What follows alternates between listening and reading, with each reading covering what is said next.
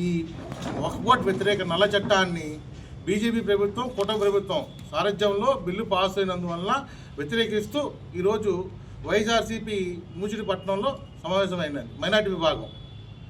ఈ విభాగంలో మన మూచిడి పట్టణ టౌన్ ప్రెసిడెంట్ గారు, పట్టణ మైనార్టీ విభాగం ప్రెసిడెంట్ గారు జిలానీ గారు, అలీభాయ్ గారు, షాజహాన్ గారు, కౌన్సిలర్ అమ్జద్ అలీ గారు, మస్తాన్ గారు తదితరులు అందరూ పాల్గొనడం జరిగినది. మొన్న రంజాన్ నెలలో ఇఫ్తార్ విందులో ముస్లింలు వ్యతిరేకంగా ఎటువంటి కార్యక్రమం చేయము అని చెప్పేసి ముస్లింలను పైకి దాటమే నా జయం అని చెప్పిన చంద్రబాబు నాయుడు గారు పార్లమెంట్లో తన ఎంపీలతో ముస్లింలను ద్రోహం చేశారు. ముస్లిం పట్ల కపట ప్రేమ కురిపించారు.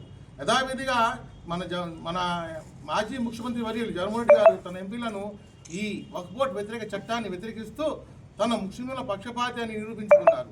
అలాగే గత ప్రభుత్వం జగన్మోహన్ రెడ్డి గారు ముఖ్యమంత్రి ఉన్నందుకు కారణం కూడా సిఏలో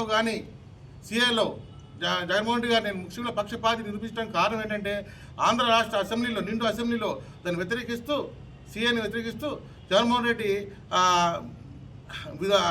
వ్యతిరేకిస్తూ ఆంధ్ర రాష్ట్రంలో రద్దుపరిచారు. అదేవిధంగా త్రిపుల్ తల్లాక్లో కానీ ఎటువంటి మైనార్టీల్లో ఏ విషయమైనా సరే మైనార్టీని నేను ముందున్నాను అనుకుంటూ మైనార్టీలు నా వాళ్ళు అనుకుంటూ నిరూపించిన జగన్మోహన్ రెడ్డి గారు.